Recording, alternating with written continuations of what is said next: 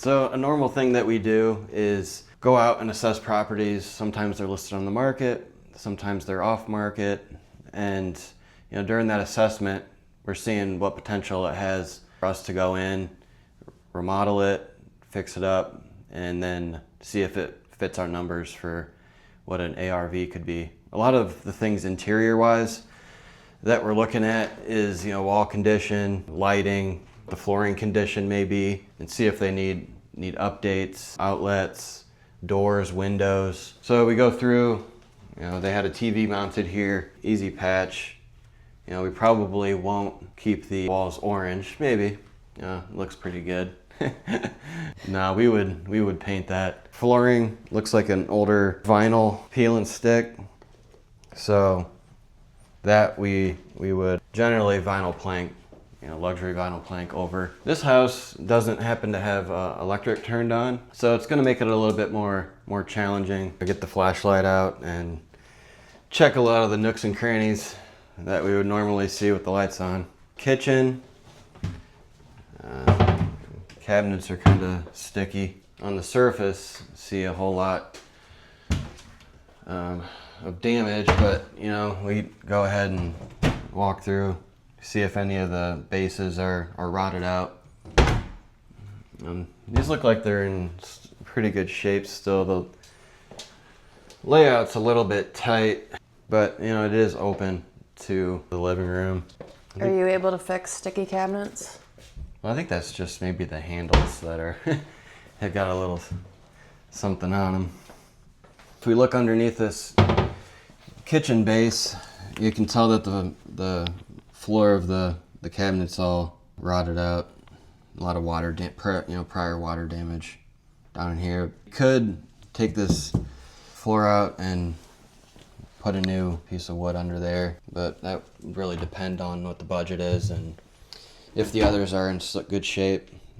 If a lot of the other cabinets are damaged, then we would rip them out.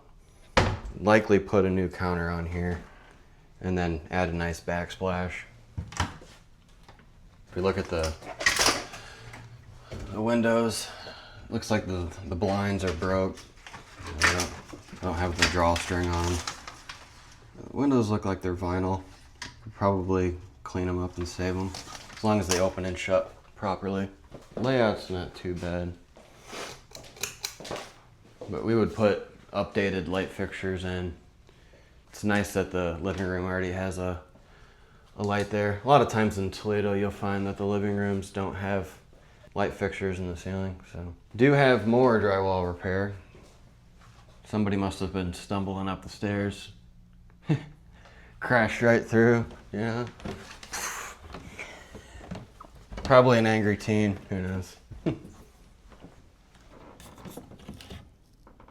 But this one looks like a split level, so you got stairways right up to the bedrooms and bath, and then you got another stairs down to like a family room type deal.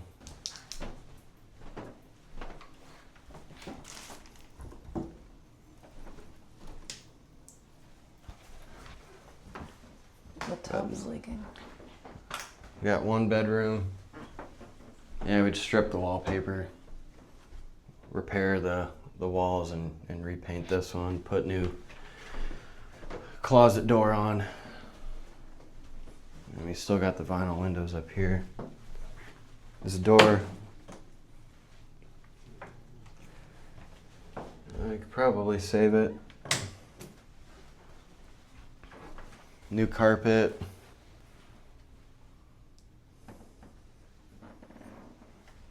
In the bathroom, this is likely a full gut in here. And your tile is busted. Vanity is from 1970. New toilet. We have a slow drip here on this bathtub, and then tear the surround out tub, put new tub and surround, new plumbing hardware. We're gonna need a new window. You might be able to take the window in and get new glass put in. We'll just have to weigh what the cost is going to be compared to a new window.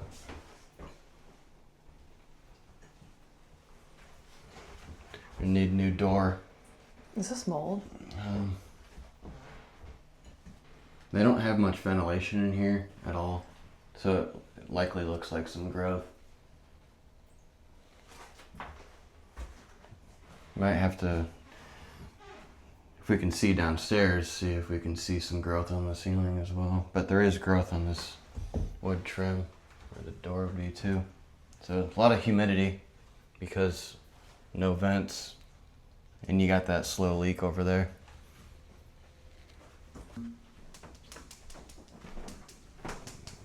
Might have more of a deeper issue in here too. If you look up in the corner, Oh, really? we got a lot of humidity going on in here because it's going into other parts of the house. That's definitely some growth. These blinds are disgusting.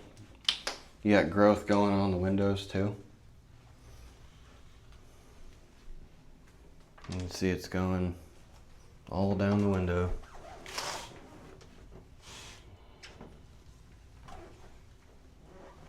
Yeah, we would tear all the flooring up, get everything fixed that's causing this. Could just be the humidity, no airflow. Or it could be a roof issue. Tear this up, paint it. Possibly what also we like to do is in, these 1960s, 70s Toledo houses, a lot of the houses were built where, they had lamps plugged into the outlet. So what we like to do is, have an electrician come in and run a light in the ceiling, like normal houses do these days, and new builds, so that your switch just controls the ceiling light instead of an outlet. Oh. Same with this room. A little bit more drywall repair than in that bedroom, but something else I noticed is they have a nice slider here, but they don't have a deck going out to. So this house is going to need to have a deck built off the back so that we can utilize this nice slider. This is likely the primary bedroom, so that would be a nice feature somebody could have. But same thing, running a light fixture in the ceiling here where a switch can control it instead of plugging in a lamp to an outlet. So demo the carpet, drywall repairs as needed in here, paint, have a light fixture in the ceiling, put a closet door on, and put some nice shelving in here. At least one shelf with a rod people can hang their clothes up and fold their clothes. Is it hard to get rid of colored paint that's like this, like red? or If it's like a blue? bold color like this, you usually can prime it first, and that will seal that color so it doesn't bleed through your satin or whatever. You like to use Sherwin-Williams, use a satin finish. And then we flat the ceilings. Oh, wow. Do you think that'll be a new door? Yeah, this door would probably need replaced as well. It's just cracked right through. Somebody probably busted it trying to open it. All the wear and tear, it's just a hollow door.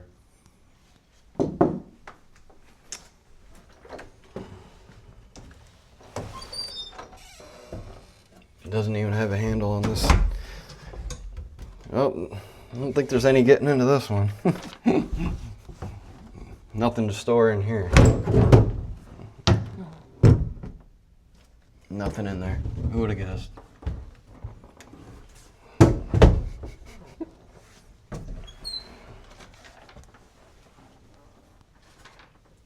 Would you just sand this down? Probably have to replace that.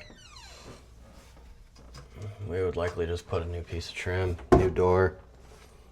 Make sure that it looks like there's shelves in there, so Probably save those. Yeah, we look in the attic. You know, if we determine this is something that we want to pursue, we will do a further dive into it. You know, if we get it under contract. During that period, we can go in and assess a little further. Now we're just doing like a surface level. Is this even something that, you know, could be potential good investment? And then we'll have conversations with the seller on if our number is even close to what they would accept, right?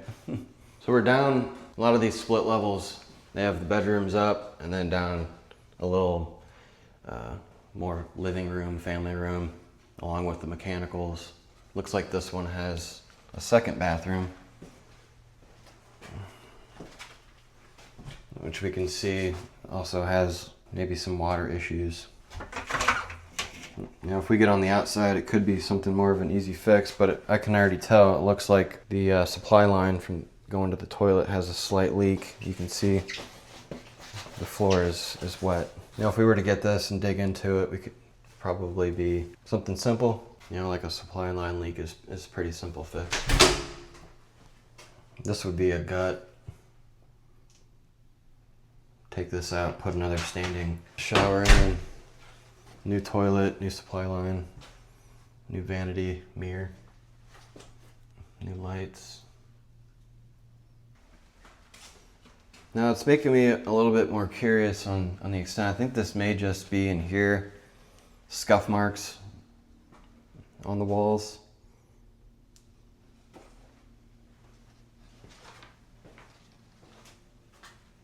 But in here it looks like newer furnace, newer water heater. Yeah, this one's from 2022. Yeah, it does have AC. You can tell by the line set running out. It's got a coil behind here with a line set that runs out to the condenser outside. They've definitely had some leaks up in here. This is where a washer and dryer would sit. And your electrical panel. They have circuit breakers. Looks like it's somewhat labeled. That's always helpful. A lot of panels, they won't have this directory or labeling on what the breakers actually control. So you have to figure it out. A lot of testing. That one looks decently labeled. Hopefully they're accurate.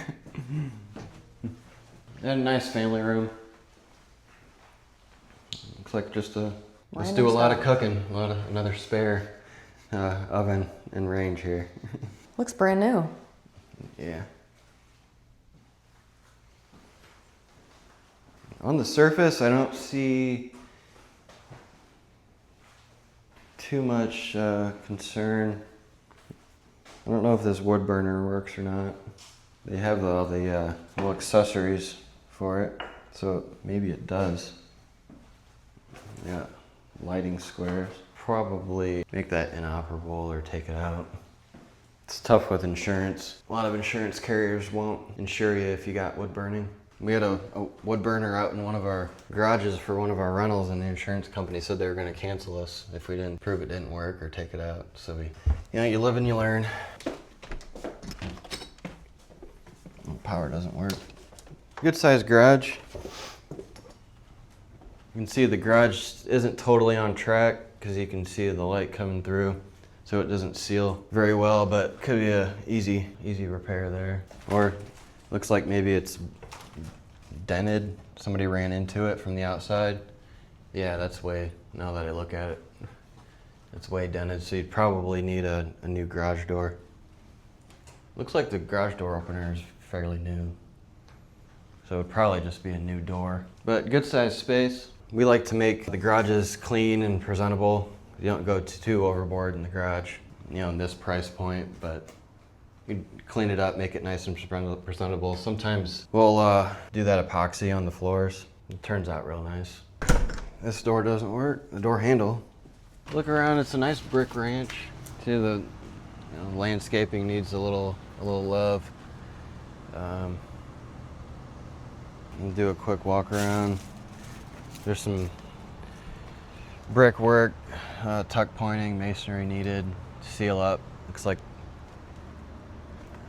there's a piece of siding missing. doubt they make this color, this harvest yellow. I was gonna say, is it gonna be easy to find something that looks like that? This siding's probably out of stock. You know, they don't make this color. This was a popular color back in the 70s, 80s. Used to have an apartment building that had this color, and it was impossible to to find it.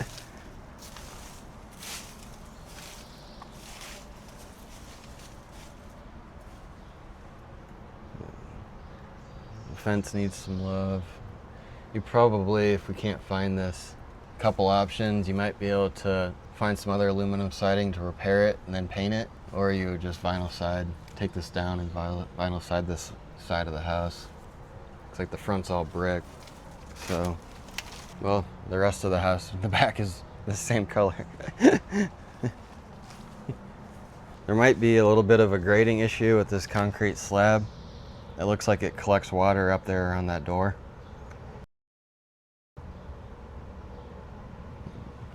And it's missing a gutter right here.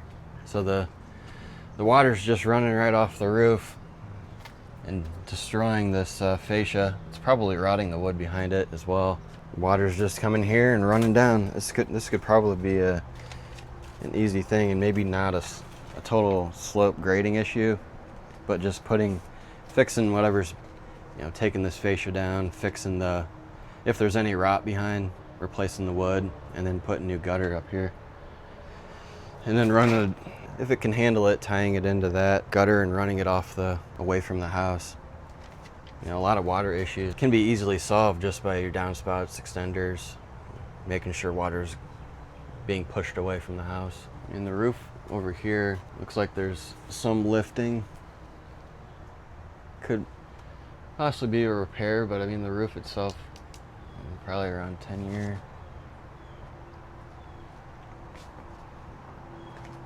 And just little annoying simple things, window screens. Usually these sheds in the back are filled with crap.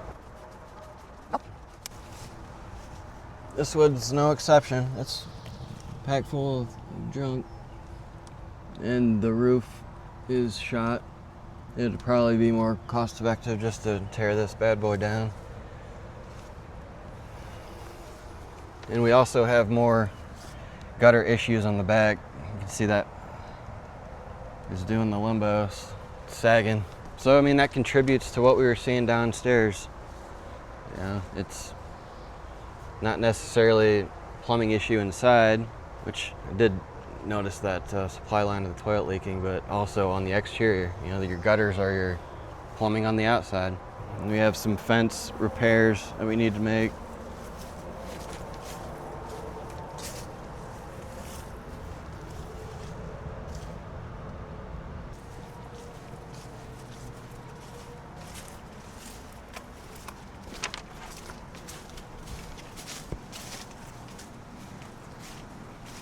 Is that the air conditioner right there? Yeah, so the condenser on the outside looks to be at least 30 years old. The roof on the front looks to be in better shape than the back, but it looks to be all the same shingle. After my walkthroughs assessment, I like to debrief and look at the different components and exterior to interior, assess HVAC, electrical, water heater, kitchen, all the different areas and components that go into a house. And I rate them, if it's acceptable, fair, if it's a defect, put my notes down, come up with some sort of estimated cost of what I think the repair may be. You know, I notate different areas, like at this particular house, you know, it's a 3-bed, 2-bath, 1,400 square foot. That'll give me a good idea of, you know, if we need to paint the house or install new vinyl plank flooring or, you know, tile floor in the bathrooms, kitchen, and ballpark what I think the estimated cost will be. So, you know, example, this particular house, you know, we might need some new siding, plate paint, vinyl plank, got the kitchen, got the bathrooms, install new cabinets, put a nice backsplash, new appliance package, do a lot of drywall repair, install a couple new windows. With all that, all my notes, it makes it easier to estimate what the total cost may be and even give me maybe a little fun sure about certain things, maybe a little contingency on that estimate. Then you total up those different areas give me an estimate around $50,000 to do all this work. That'll help me with knowing what my offer price needs to be based on after repair value for this particular neighborhood. So they're asking 170 on this house. I think the ARV is around 220. That $50,000 rehab is going to take me over. So from there, I go and see if the listing agent and seller are willing to play with that offer price a little bit. And if not, I've spent 15 minutes, half an hour into it. And if they're not, I can just move on. But you got to see it first, right? You can't just look at listing photos and determine if it's a good deal or not. Everything can be a deal if the numbers make sense. So on this one, we'll see.